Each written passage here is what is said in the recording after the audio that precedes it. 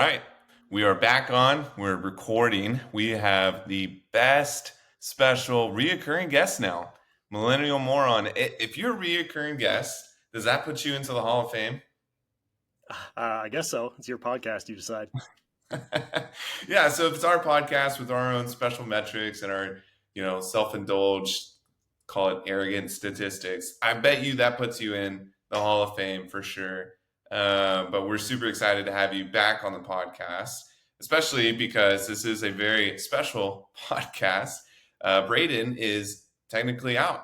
His wife, Megan, had a awesome, glorious baby, healthy baby girl. She's doing great. Baby's doing great. That's a quick update. But today it's just going to be, a one-on-one with Millennial Moron, our special recurring guest. Happy to have you. Thanks, and congratulations to them. Oh man, they are technically through the moon, is what I'm getting. A lot of text updates, and from what I can hear, they're getting pretty much no sleep. And there was a quick little story about how they did a ton of stuff, not sleeping throughout the night. Hopefully, their parents, other family members are in town helping them, and they had to call in the reserves pretty much every night. So, blessings up to them. Hope that they can eventually get some sleep, but as of right now, doesn't sound like they will. That's okay. But we're excited for this podcast. There's been a lot going on in the market, and then especially in the Canadian real estate market and U.S. real estate market.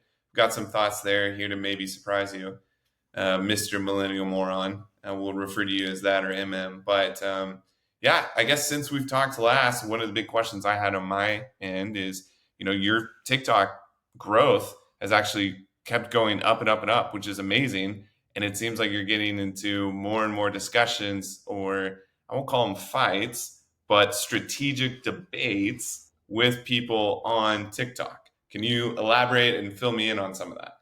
Yeah, I mean, I think the growth has slowed down a lot since those first couple of months, but I have gotten into more, I guess, analytical content. And usually the way I frame it, and it's partly because it helps to, I guess, grab people's attention, is that I frame it as a response to someone. But oftentimes it's just like a concept or an idea that I've wanted to discuss and explain more because I want to dispel a lot of common misconceptions.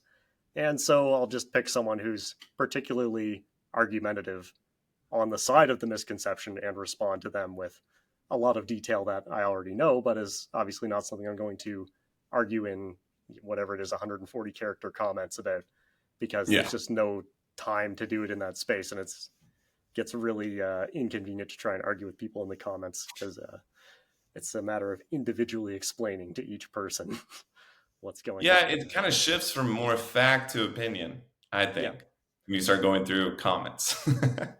Yeah, and I mean, like, in terms of the strategic debating that I do, like, one of the things that I do when I make a video is that I address the primary point that a person's making, and then also, because I've had these discussions, 50 plus times over the past decade, I then go and cut off each of the responses I know they're going to make to whatever I've said, because it's very, very predictable what people are going to come back with when they're, like, not making a factually based argument. If they're just making an emotional argument or an argument based on what's happened in the past, then it's very easy for me to preemptively say, this is different now, this is different now, this is different now, or whatever you were about to say is not valid for these reasons.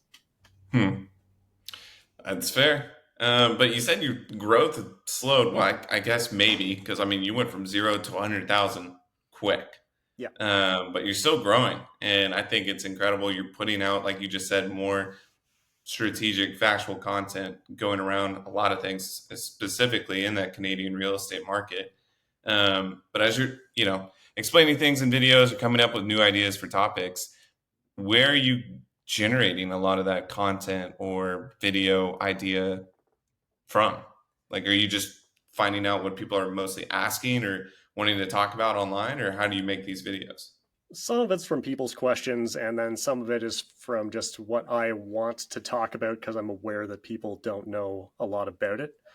I'm trying to think of a good example. Like something I want to talk about soon is kind of the difference between nominal dollars and real dollars, and how a poor understanding of that is going to play into market sentiment in the coming few years. Because, Mm. for example, like people really, really do not want to lose money on real estate, particularly in Canada, where it's kind of considered the bedrock of your personal finances. But what does lose money mean to the average person, right?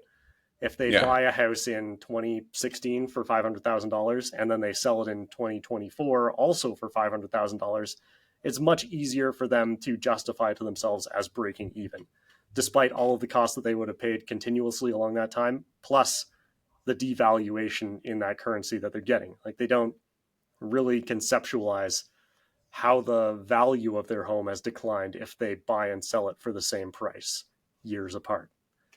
And that's like, Yeah. so for example, the stats for October, right, just came out um, for the housing market in Canada, and they're saying that we saw prices decline 0.8% month over month, but they're up 1.1% year over year. But what's inflation been Hmm. over the past 12 months, right? More than Yeah. 1.1%. So the value of homes is declining. And if you look at the peak back in March of 2022 versus today, we've seen a decline in nominal prices of maybe like 14%. But if you account for the devaluation of currency, because there's been extremely high inflation over that period, it's closer to 20%. And I'm still getting people in my comments coming to me and saying, like, home prices haven't fallen like you predicted. And first of all, I don't predict things. I just tell people what's already happening because I made my Yeah. first video like halfway through 2023, right? And they started declining like at the beginning of last year. Um, Yep. but they have fallen. But people are seeing these industry reports saying, okay, in the last year, that prices have gone up 1.1%. But they're kind of ignoring the transient trends that are happening right now. Is that report, so let's just call it the 1.1%, is that specific to certain parts of Canada, or is that just Canada as a whole, or what is that? That is the CREA's report. That's the Canadian Real Estate Association, and that is based on the composite benchmark price of a home across Canada. So they also publish data on specific cities, but I don't know all of the numbers off the top of my head. It's interesting to look Interesting. at some of the major markets in that sense, like the Toronto area is a market that drives a lot of things in the broader economy because that's kind of the economic hub of Canada. But just looking at the overall stats is a good way to see the impact of these broader effects like rising interest rates, right? Because that affects everyone. Hmm. Yeah. Okay. Because, yeah, I don't obviously read the CREA report probably as religiously as you do. And I'll take that knock right here. But to me, more metro areas would have a significant difference in housing prices than potential rural parts of Canada.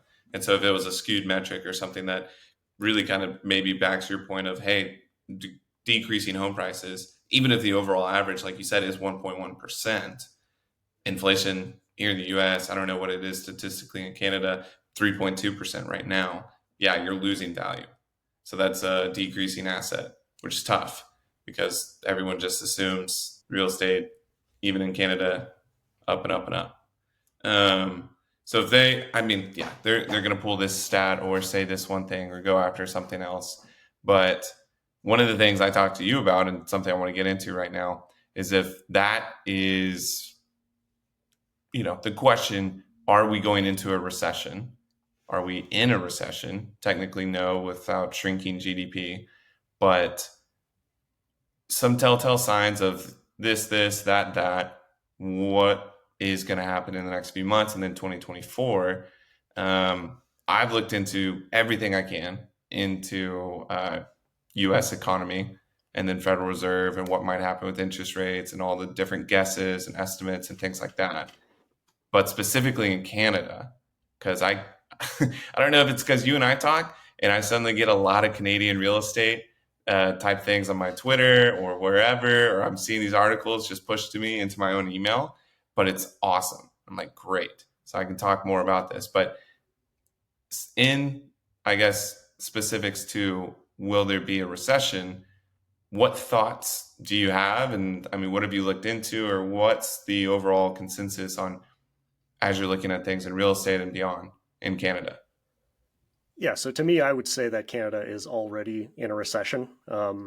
And, nominally, we are not, according to the standard definition of 2 consecutive quarters of negative Yeah. GDP growth. But I think we've had 1 quarter of negative GDP growth. I expect the next one is also going to come out negative. It would surprise me if it didn't. But that's one metric. That's one of those things where you combine everything into a single metric, and it becomes misleading because you're leaving some information out. One of the interesting things is Right. that if you look at real GDP per capita, we have had 4 consecutive quarters of negative GDP growth per capita. So actually, all of the GDP growth that we saw over those preceding 3 quarters was driven entirely by population growth, not by Hmm. actual growth in the real economy. There's just more people here.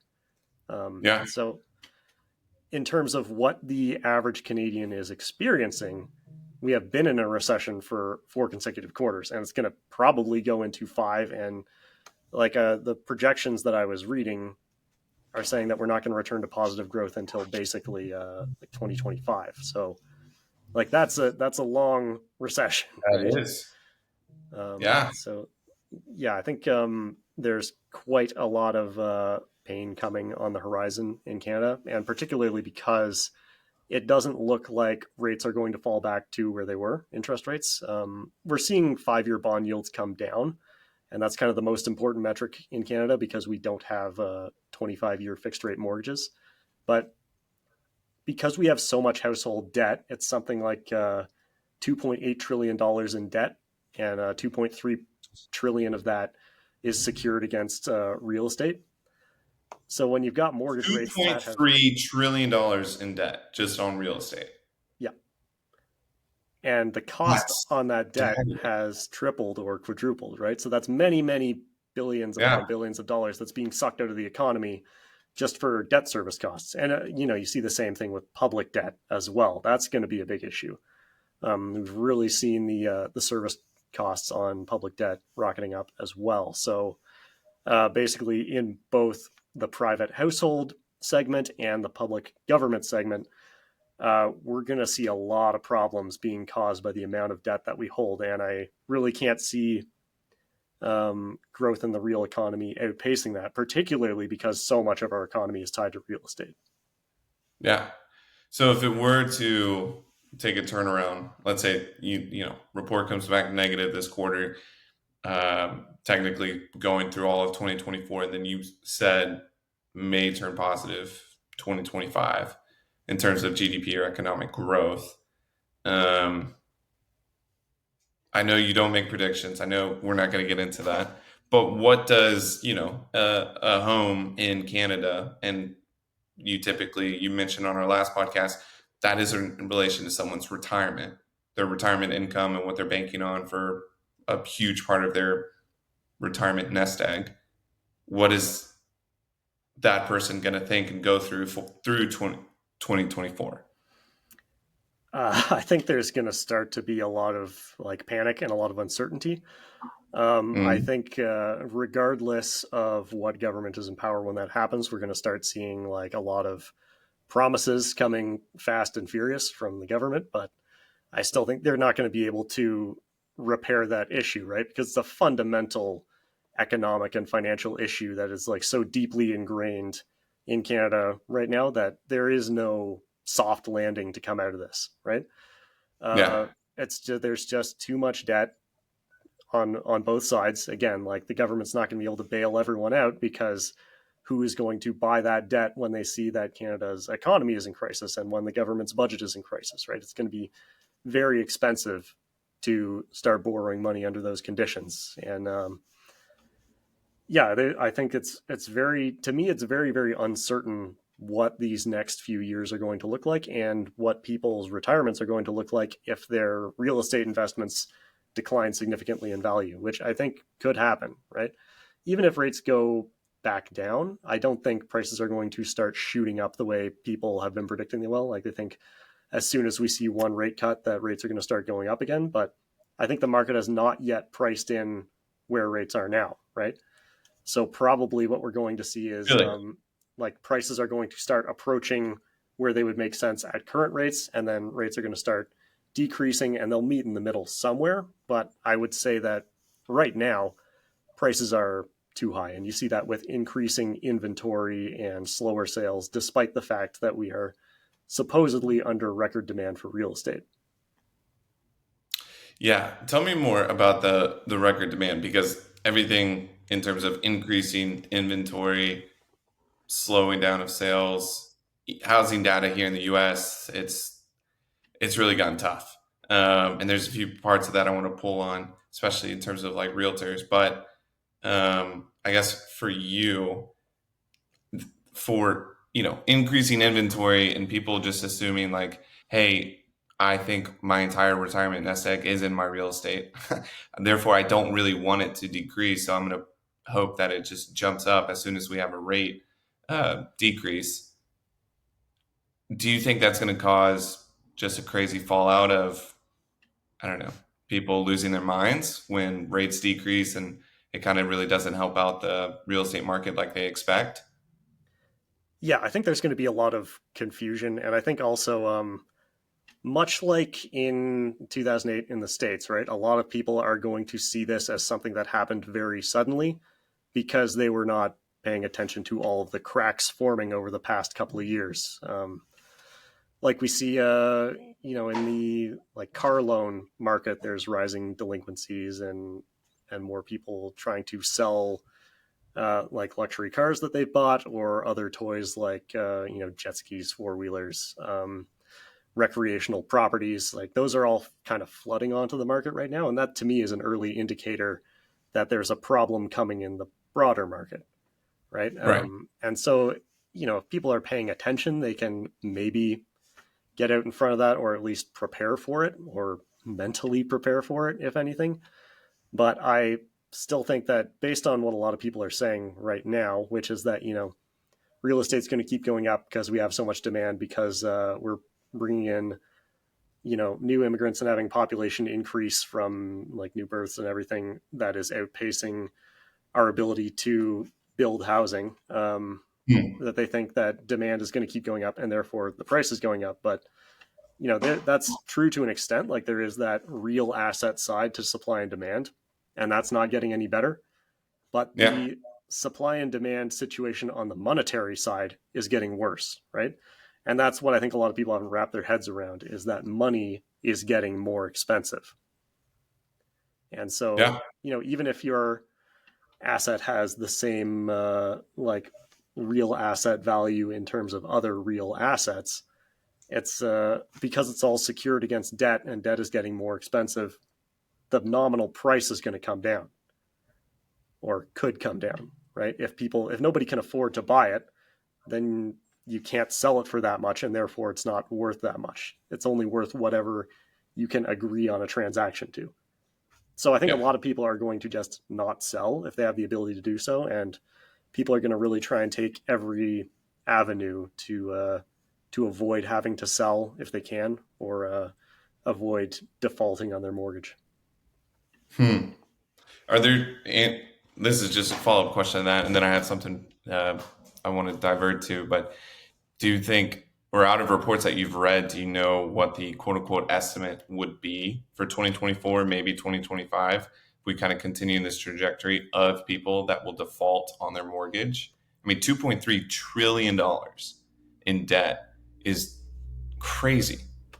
Yeah, it's really hard to say what the default rate is going to be. And something that, Mhm. like a stat that people quote at me quite a bit, is that the mortgage delinquency rate in Canada is very, very low, right? It's something like 0.3%.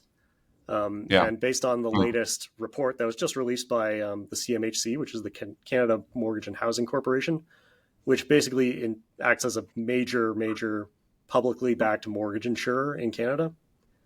So they have tons and tons of stats on the mortgage industry that they publish. So delinquency rates are rising slightly.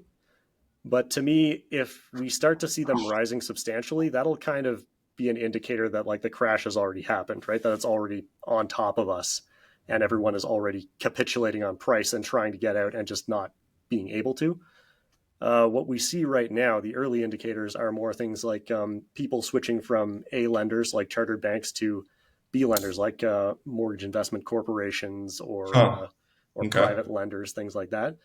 And that is like I haven't had time to fully dive into the data yet because it was just released a day or two ago. But that is what we're seeing, and it's been an ongoing trend. But we're seeing the share of new mortgage originations or mortgage renewals decreasing at those A lenders and increasing at B lenders. So normally, the situation you would see if someone is trying to get in and just qualify for a house, like they might start with one of those private lenders and then try and work their way up to a bank as they build more equity, right? That's the typical way. Yeah. But now we've seen that whole trend invert, and now we have more people moving from A lenders down to B lenders. And part of that is because we have a fairly heavily regulated mortgage industry here. So, for example, you may have seen some of those things about like people having a 70 or a 90-year amortization on their mortgages because they had a variable rate mortgage and the interest rate went up so much that they're barely paying any principal every month. But when they have to renew their mortgage, it will reset to the original amortization schedule, right? So if you're 5 years into a 25-year amortization mortgage, then you might have been not paying that mortgage off, or you might even be in negative amortization where you're building up principal. But then when you hit that renewal date, unless you can refinance, you're going to have to like reset your payment to a 20-year amortization, right? You might be At able, what there might rate? be some What do you mean? flexibility. Sorry? Does that You said when that renewal date comes up and then they have to reset, they can either refinance or they have to reset to like a 20-year um, amortization schedule. I mean, at what rate Yeah. is So that? if you're 5 years into a 25-year mortgage, you have 20 years left, right? Yeah. And so you would just need to basically set it up as though you have a 20-year mortgage at current market rates. There may end up being some flexibility in being able to renew with an extended amortization. So basically like push your mortgage out another 5 or 10 years of amortization, like go back to 30 years. Sure. Like we'll see exactly how that works out on the regulatory side. But basically, if someone is making a payment of like $2,500 a month and that's all going to interest, when they reset to their normal amortization schedule, it's going to have to come up. That payment's going to have to come up so that they're actually paying off principal as well as interest. Their interest. Yeah. And so I think Okay. that is like But it basically a would just be at situation. normal current market rates, is what Yeah, you're saying. yeah. Okay. But that's potentially going to push people who can't make those payments off to private lenders who might offer them an interest-only mortgage or something like that, and they'll just stay with that Hmm. for a year or 2 or 3 in the hopes that they will be able to get a mortgage at a lower rate down the line. And they could Which, refinance yeah, to whatever that lower rate would be. So yeah, that's their quote unquote strategy plan. essentially, yeah. And I mean, this is all in terms of people who are kind of like already somewhat distressed, like on the brink of not being able to afford their mortgage. There's people who are going to be able to obviously just renew at the higher payment, but it's going to be more of a financial burden for them to be renewing at, if they bought their house on the assumption that they're going to be paying like 1.52% and they're renewing at 5 or 6%, it's a big difference, especially if you're early on in the mortgage. Okay. So potential world of hurt. People's entire strategy banking on, hey, I can get it at this rate, and then hopefully in a couple of years refinance, restructure, and then if I can't do that, and I can't just do it on an interest only payment, then I'll go to the B level lenders, like you said, and then it plays out. Um, but if we just keep going down and down and down, and it's a recession that even extends throughout to 2025. Oh God, right? That just Yeah. seems pretty negative.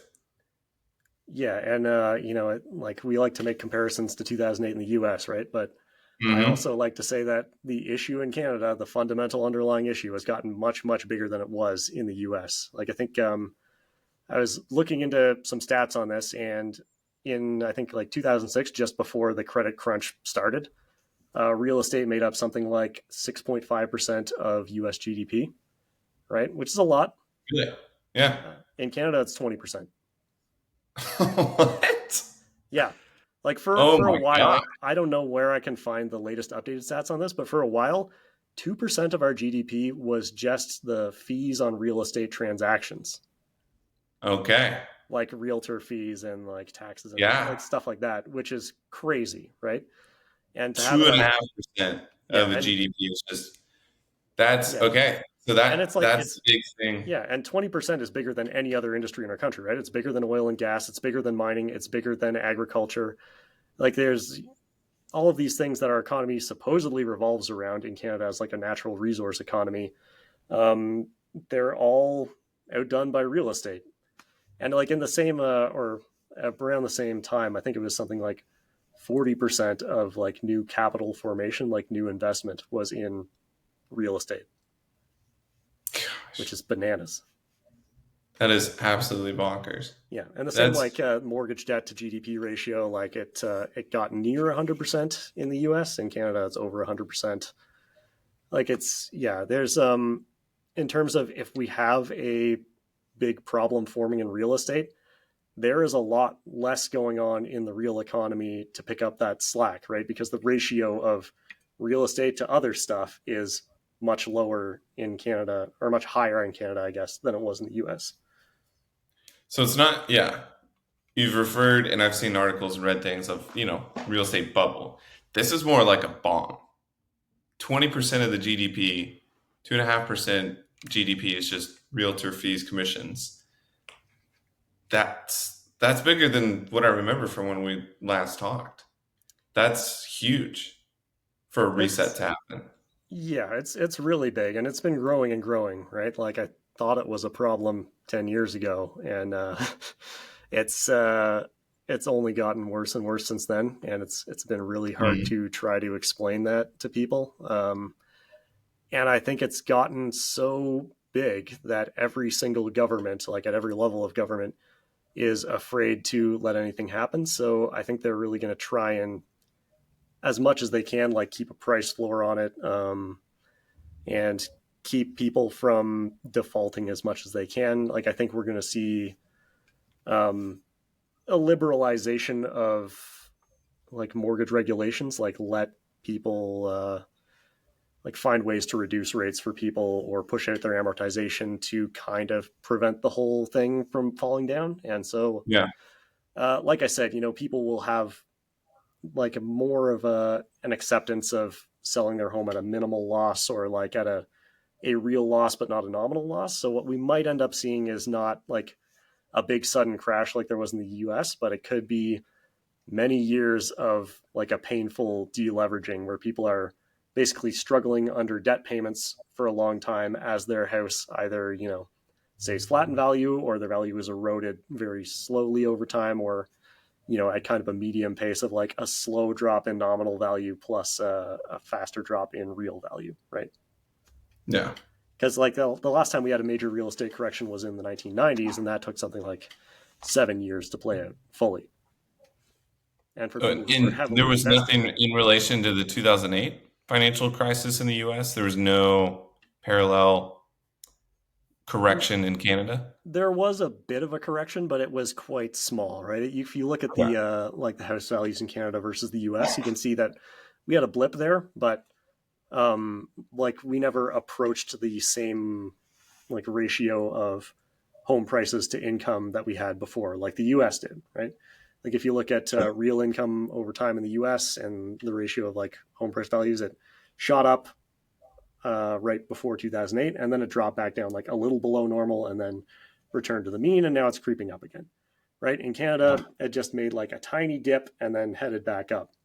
And one of the things that happened at that time is that we often look back and say that the government of the day, which was the Conservatives under Stephen Harper, like a lot of people say that he guided us through that recession. But first of all, like we didn't have as much of an insane bubble at that time as the U.S. did.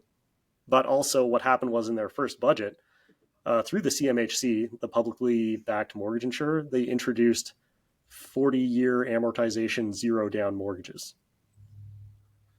Why?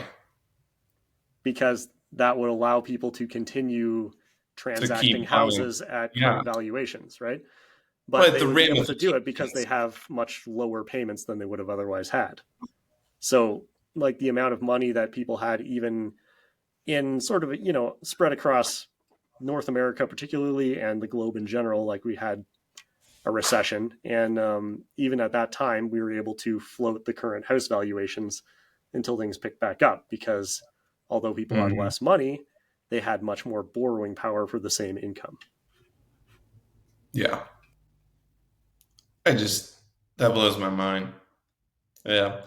If you're stretching out the schedules like that, of course, yeah, you'll get more borrowers and then more approvals for it. But Yeah, and to me, I just, they did eventually claw that back. Like now, yeah, it's yeah, the max for an insured mortgage is 25 years, and you have to have at least 5% down for like a purchase price of up to 500,000, and then 10% on the remainder to get that insured mortgage. And that's what most people have been doing, because it's really hard to save up 20% for a down payment in most markets in Canada now. yeah, So again, all of these mortgages are also backstopped by the taxpayer. right. Yeah. So it's coming out of someone's pocket. But I want to go back to something you said earlier. And we'll talk later about this. I don't want to read it. 2.5% of the GDP being realtor fees and commissions. So I don't know if you've dived in to all the heaviness going on with US realtors and TREC, the real estate association, blah, blah, blah. Oh, But you know what? I commissions did and see that. fees going through the roof. Sorry, go ahead. I was saying, yeah, you're talking about the issue of like buyers realtor commissions, right? And that essentially Correct. like being found to be sort of a form of price fixing, because the person who is like Complete buying doesn't get exploitation. to negotiate it, right? And Correct. Yeah. there's actually in Canada, I believe specifically with the Toronto Regional Real Estate Board, there is a class action suit that has been approved on the same topic. Like, it's approved to Really. go ahead and be heard. It hasn't been decided yet, but like essentially the same question is being asked here. Is like because the seller's agency gets that whole commission and they split it with the buyer, and it's basically an agreement that is made through these realty boards, right? That's a fixed price that between the buyers and the seller's agency, and the Hmm. buyer of the property really has no ability to negotiate that. At all. Yeah. Yeah. And then if it's just, let's call it 6%, 3 and 3, I don't know if that's the standard or norm, but through articles and things that I've read, that is so excessive, especially at current rate or current prices for where things are at. And it just became a huge complaint. I haven't seen any class action mega lawsuits that went into effect besides the big one that got he was either CEO or president or somebody of the real estate association to step down. But I feel like because of where home prices are at, and then a declining or maybe struggling real estate market here in the US, more of those class action lawsuits may start to keep popping up and up. Because you're right. Like, I think it is a complete exploitation of what's happening, and then maybe way too excessive. Yeah, and it's bad for the realty industry as well, right? Because Yeah. it makes, when you see these huge commissions coming in, then more and more people want to get into it because there's a low barrier for entry, right? But then each of those people has fewer transactions to, I guess, compete over, right? And they also have very little like basis on which to compete, because you can't say, well, I guess you can say I'm going to discount my own fee, but you kind of have to make an agreement on that with the seller, or have some other method to like give part of your commission back to your client, I guess. But it's messy, and I think that's like pretty much the same situation with the suit in Canada, is that it wouldn't result, or I think it's unlikely that it would result in any kind of like financial remedy being ordered, but they may say that you're not allowed to do this anymore. And the point has been raised quite a few times of like almost every other industry, we now have like you don't have commission based sales anymore, because it's not such an important part of the process that like it can't be done without a salesperson, right? So you're starting to see more like salaried sales teams. Yeah. But with real estate, despite the fact that these are gigantic transactions, you have people essentially, paying a pretty large percentage of that transaction out to the sales staff who just facilitate the transaction. Mm-hmm. And to not, you know, drive too far off topic, but to that point entirely of like realtors or agents and mega commissions, if you see someone else getting it, and then if the entire, I don't know, industry of real estate aims that way, like you watch shows like Selling Sunset on Netflix or random reality TV shows about realtors. They're selling a $10 million place. They still get a 2 to 3% commission on that. You're right. It's such a low barrier to entry.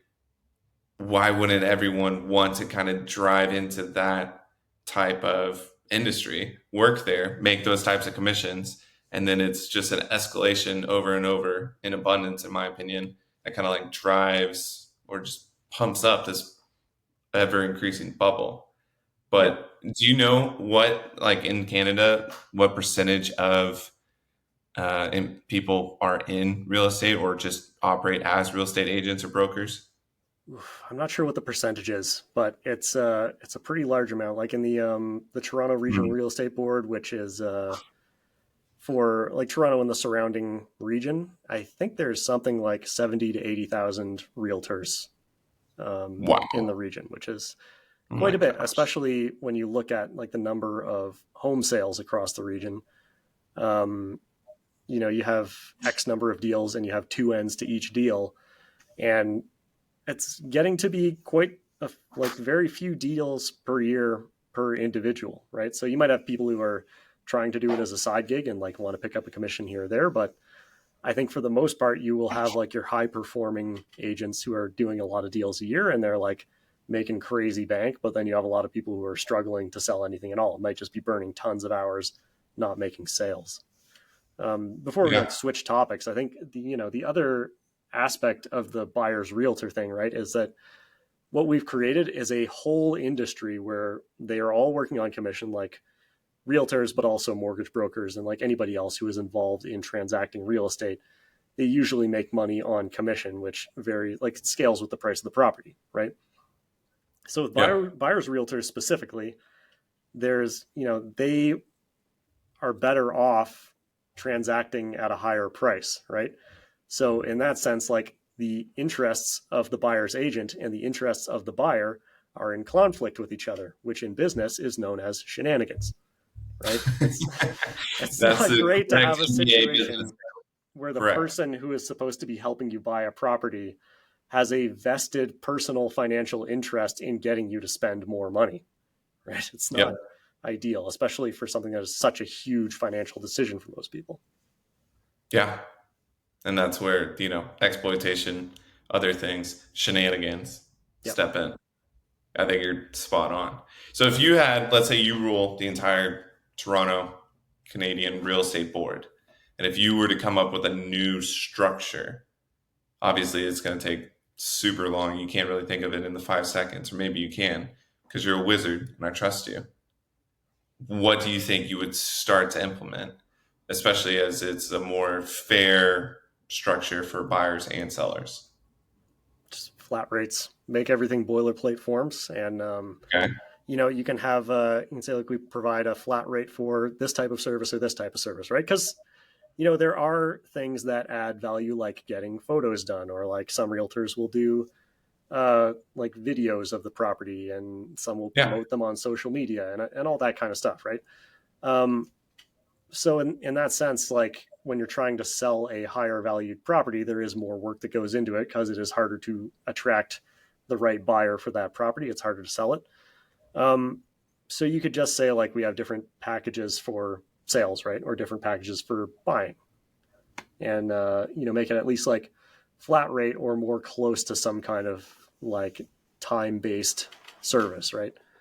Yeah. And we're also seeing like you can have wireless lock boxes on properties, right? So you don't actually need your real estate agent to go tour the properties with you. Like they can provide additional information and things like that. Like when we bought our place, we picked someone that we trusted because we knew them like from long ago, or my wife knew them from like many years ago, and like that was they gave valuable input, right? Hmm. I'm not going to say that like realtors don't do anything, but in No. the sense of like has the value of realtors services tripled over the same time period that real estate values have tripled, right? Like a lot of real estate increase in valuation is just because debt has gotten cheaper. So, Hmm. you know, it costs less to borrow money, but they're making like cash money off that transaction that they keep. Yeah. So, like, I think it's better for everyone if there is some kind of return to sanity in the market and they can just like go back to doing a steady amount of work on a number of properties and making a fair amount of money associated with that, like people used to do before prices went absolutely insane. And you know, people who are providing value will be able to get people to pay for those services, and it doesn't necessarily have to be contingent on whether or not the property sells in a certain time frame, or like it doesn't have to be paid at the sale of the property. They can offer that as like a contingency basis thing, like you'll pay us this flat rate if your property sells and we provide you all these services. But they could also say like, okay, we're like kind of a discount flat rate service, so we'll provide you all of these services up front. We'll list it, we'll market it, we'll provide you some support on the sales side. But then like if it doesn't sell, you can keep the photos and whatever, but like we can't guarantee you that it'll Right. sell if you're not willing to sell it at a fair price. Yeah. Brandon and I have pulled this idea apart extensively. And I know he's got the new baby and he'd probably pepper you with these types of questions. But in our mind, we're not making predictions either. But it just seems that there are technologies and then new technologies, things even coming out with AI, they're going to play a pivotal role. Specifically, are you aware of the company Redfin? Do you know it at all? I heard of Redfin, yeah. So they, yeah, have a whole concept. I don't know it explicitly, so I can't really say, all the A through Z's. But supposedly, you can sell a property 1%, and that's it in terms of the fees that you'd pay as a seller on that home. And then they can come in and kind of help you work with different buyers and everything else. Um, the feedback that I've just read online is that it's not over the top helpful and informative for people who get really kind of scared, like, oh, this is a huge asset. I think it's worth it to maybe talk to a human being and actually get a higher price, even if I have to pay that person 6%, because then I can get stuff done, you know, several steps that I don't feel like I'm getting answered right here. And what Braden and I keep pulling apart is, what if that software and service will just suddenly appear where you have technology and then everything at your fingertips to completely fully understand everything that goes into a real estate transaction. So you have your house, say 500,000, you can put it up, you can, pay a certain flat fee. Let's say you just pay 5,000 up front, and that 5,000 covers everything. People get pictures, you can do everything, list it, all the legal documents, take it to title, etc. You really don't have to do anything. And it takes this entire seemingly crazy, scary transaction, because you don't really know all the steps. That's what realtors are for. But if you did know all the steps and it was such a great hand-holding experience, that, in my opinion, is like a real estate agent's worst nightmare. That's where a lot of what they do, yes, paperwork, admin, putting contracts and everything together, making sure that it's all, T's are crossed, I's are dotted. If that, is taken care of in the same way that a real estate agent does it, why would I pay 6%? Yeah, and I do think we're going to see some kind of transformation coming in the industry. Now, for like higher end, like luxury properties on the seller side, like I think Mm-hmm. there will be like probably an asymmetrical transformation on the buyer and seller side, right? Because Yeah. for if you're a buyer, you just need that admin stuff done, right? And so that totally Yep. makes sense to do it for a flat rate, especially if you have a situation where you have, like I said, like Bluetooth lock boxes, right? And the agency can just give you a key on your phone, you unlock it, you walk through the house, take a look for yourself. Like you can bring your own inspector with you if you want, right? Yeah. And or like someone who's knowledgeable in the area and have them take a look at it as well. So on the buyer side, it's much simpler. On the seller side, there is the issue of marketing. There is a question of like getting the best price. And so in that sense, like you, for especially at the higher end, you may see a continuation of like percentage based commission sales, but you would be able to negotiate them individually, which Right. you can already do that if you're selling like a, whatever, a $14 million property. You have the power to go into an agency and say, I will pay you this percent. And, you Yeah. have the power to negotiate that because you're working with a lot of money. Yeah, But I absolutely. do think you'll also see those flat rate services appearing on the sales side, and they are already kind of coming out, right? But it's once you break up this kind of stranglehold that the real estate associations have on listings and on data, which I think is going to start happening more and more. Like we're seeing more transparency with data. We're seeing more like independent listing services come out. Like there's for sale by owner stuff in Canada. I'm sure there is in the US as well.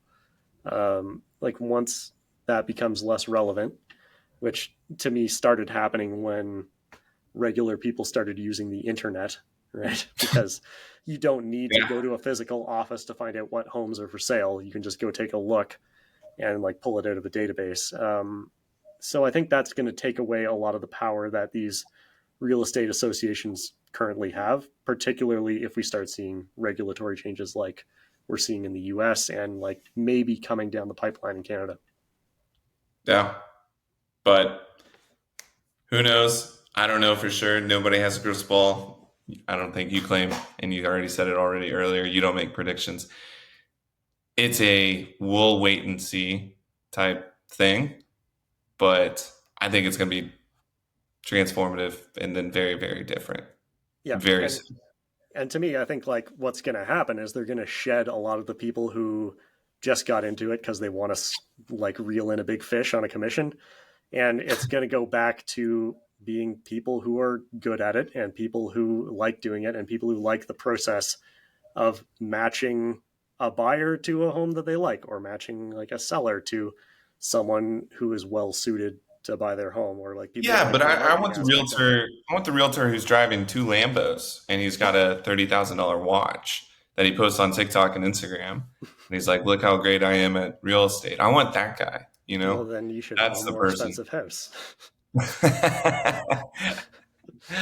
No, you're right. I think it is going to drive out those people, the individuals that see real estate and think, "Oh, I'm going to make a ton of money," and home prices are just going up and up and up. I collect my 3%. High five to me, and we'll be good. But Mr. Millennial Moron, I hate to cut us off there, but would love and definitely appreciate you coming on the show and have you again on pretty soon. Any last thoughts or comments? No, not really. I think we'll do a bit of a Q&A after this, but yeah, it's always fun to come onto the show, and I'm sure things will continue to change rapidly in the coming months and years, so there will be more to talk about next time as well. Heck yeah. Awesome. Well, definitely appreciate having you on. Everyone who appreciates Mr. Millennial Moron, it's still Millennial Moron on TikTok Yep. and other channels, correct? Mm-hmm. Okay. Go give them a follow. Make sure you comment on every single video, hype up that algorithm, get them pumped. Yeah, and Uh, one last plug. Please go check out my YouTube channel because I am trying to bring more yes. people to that, and I'm hopefully going to be producing some more long form analytical content for YouTube. It would be nice to dive into some of these topics over 20 or 30 minutes rather than kind of 10 is the max on TikTok right now. And Yep. along with that, building up a following there might lead to me actually getting paid to do this eventually, which would be nice.